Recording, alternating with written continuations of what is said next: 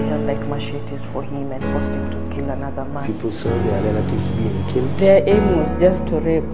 I shouted, I had to shout and scream. I don't kill, like even rape the mother and the daughters. It's like they knew where the Kikuyu lived and where the other people lived. So they'll be from house to house. Down together with my neighbors and everything perished. After he finished, he threw me down. Another one came, raped me on the floor. I was helpless. I had a boy, for example, who was burned. Another one who was just caught up on the road and beaten. After you gathered all this information, then you take to the police. The investigations are either incompetent, they rarely respond appropriately. I mean, it's just a system that doesn't enable the victims of justice.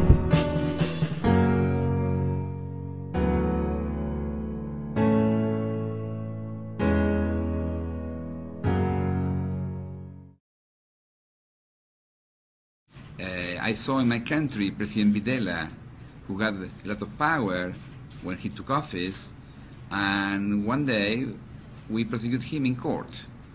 And I saw General Pinochet, who also was arrested when he was in London.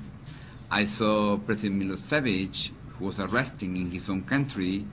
I saw Charles Taylor arrested and in The Hague. Yes, we are living in a new world in which power is not allowing you to commit massive crimes. And now the international community is making you accountable. And that is happening.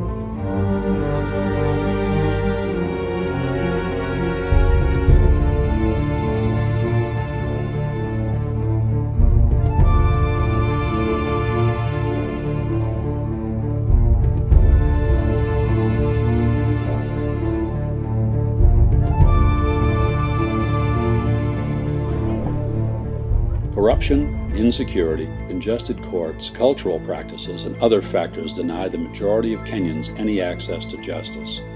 As one human rights lawyer recently put it, the edifice of the legal and justice system is not designed to cater to the interests of the poor, women, children, workers, refugees, and other vulnerable groups. The entire system is broadly insensitive and exclusionary.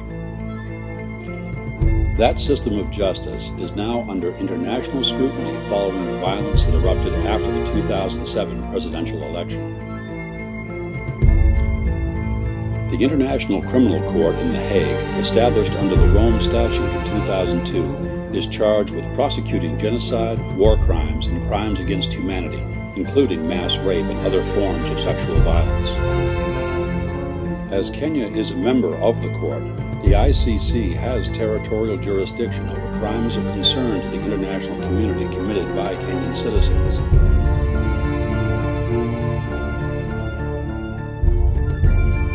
Under the Rome Statute's principle of complementarity, the ICC, as a court of last resort, may only prosecute crimes when the national judiciary is unwilling or unable to try suspects domestically. Kenya may not, therefore, grant amnesties to any individual, even if he is a head of state or government official accused of crimes of international concern.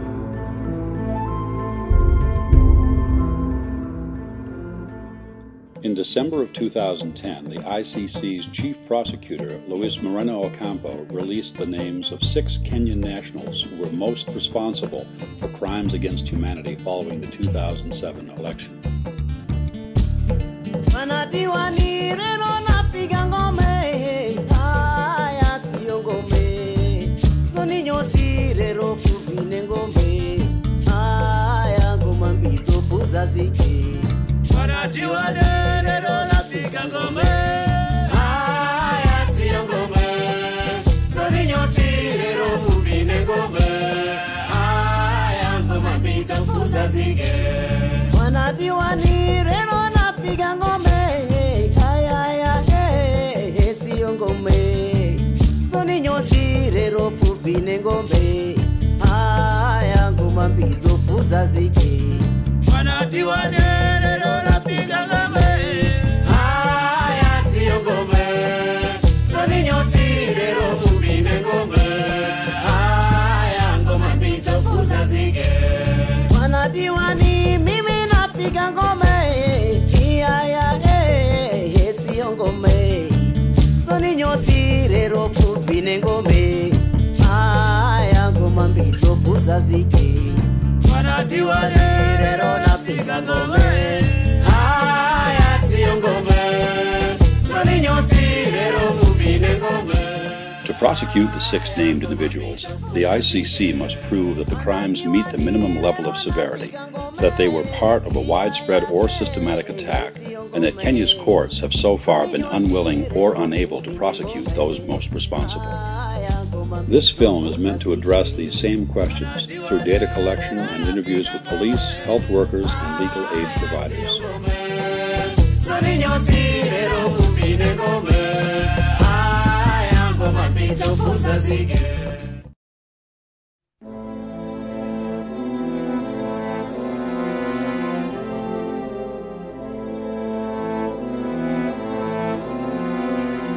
Roughly 500,000 people were displaced by Kenya's post-election violence, while over 1,200 were killed. The number of women and girls, and sometimes men, who were victims of sexual violence is far more difficult to estimate. Anecdotally, hospitals across Kenya reported a dramatic rise in incidents of rape and other sexual violence following the election, particularly in Nairobi, Naivasha, Nakuru, Burnt Forest, Eldoret, and Kisumu. In the few months following the election, Nairobi Women's Hospital attributed 653 cases of sexual violence to the election in Nairobi alone. Throughout 2008, Nairobi Women's provided psychosocial support and medical examinations to over 4,500 survivors of sexual violence. In the same period, Kenyatta Hospital in Nairobi attributed 500 cases to the election violence.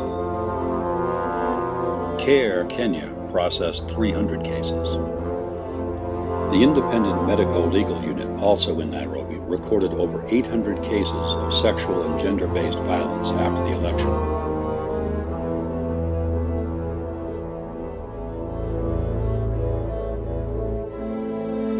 For a number of reasons, many of the victims of sexual and gender-based violence sought treatment and medical examination several months or even more than a year after the initial attack.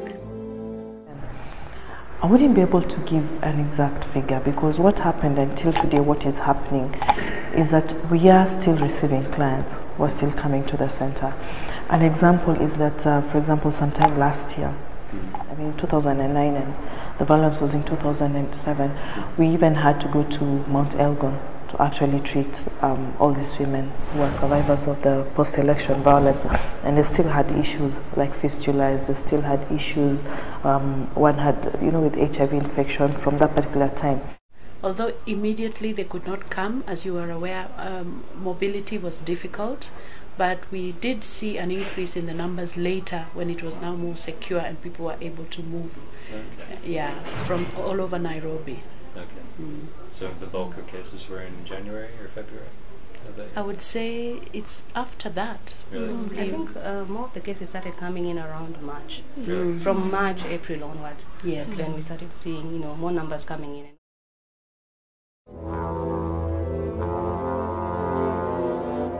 In January 2008, the head of the Nairobi Women's Hospital, Dr. Sam Thenya, reported that the majority of cases appeared to be mainly systematic gang rapes from the slums around Nairobi. The head public relations staff officer for the Kenya Police, Eric Karete, also reported that of the hundreds of sexual and gender-based violence cases reported to the police, more than 50% of the survivors were victims of gang rapes. During the violence, mainly the complaints were about gang rapes, taking gang rape to mean that the perpetrator was more than one. And, of course, in some cases, they had been unheard of. Yeah. By and large, we would have very few gang rapes, for example, prior to that. Out of what was recorded, over 50% of it was gang rapes. Kenyatta Hospital, Nairobi Women's Adams Branch, and Liverpool Voluntary Counseling and Testing likewise reported a sudden increase in the post-election period of the number of gang rape cases. Yeah. It was repeated attacks. You don't just get gang raped today. They could come back tomorrow and do it. The day after that, it's just because there was no structure at the time, which was, there were no people who were protecting these victims at the time. Yeah. Also significant was the fact that in many cases, sexual abuse and rape were accompanied by brutal injuries and acts of sexual violation with weapons. Yes, we had 4. That would be the sexual assault, insertion of objects or weapons. Yeah, we saw 4. Yeah, we saw 4 cases. We had a gun, we had a bottle, one was a stick. Yeah. Then most of the times the injuries were even caused because there were so many people raping the survivor. As I had already earlier said, it was gang rapes, so they really never cared. But a few had cuts. They had cuts in other areas other than the genitalia. Somebody using a knife. Yeah. And the severity of the victims of injuries was quite bad. Some of them had major tears. And even some of them were small children who had to go to the theater for repair because they had big tears in the genitalia and they had to be repaired. Clinicians in Nairobi were also surprised to find, for the first time, cases of men being sexually assaulted, circumcised, castrated, or sodomized during the post-election violence.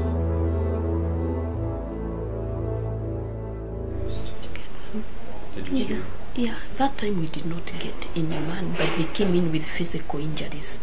But to see what happens with men, they never come up to see that I was sexually abused. Yeah. Although we did get a few men from Kibera who had their penises just cut off. It was, now that is the worst, I think, extreme form of abuse. Yeah, quite a number. Yeah. There was a case of weapons used, yes, like the barrel of the gun, yes, being inserted into, for instance, the gentleman I'm talking about, into his anus. So that is more severe than what you would. I mean, it's way out of, the normal sexual-based violence incidences, if I can call them normal. Gender, yes, there was. I mean, definitely, we don't normally see this among men, as common among men, but this time there was incidences of it being reported against men and children as well. Hapo ni kwa Mkikuyu. Hiyo furuti tunasikia na sauti wakisema hapo ni kwa Mkikuyu. Hatukufungua. Walirukia, walikanyaga hiyo ngeti wakaruka. Wale waliruka wakafungulia hao wengine. Wakati huo si mimi saa hiyo tumekimbia, kila mtu amesufungia kwa nyumba. Bila niliingia ile nyumba yangu ilikuwa ya watoto, walikuwa ndani, na nyumba nimekomboa yangu na ya watoto. Sasa niko na watoto wakubwa. Sasa nilikuwa napika sasa, nikaenda nikaingia hiyo nyumba na nikafunga. Sasa bila waliingia wakaenda, ni kama kulikuwa na mmoja, ni kama alikuwa anajua ile nyumba tu inaishi Mkikuyu. Alikuwa ni kama alikuwa anajua. Alikuwa anaenda akiwaonyesha hii milango. Mlikuwa mnamjua, mlikuwa mnamuona?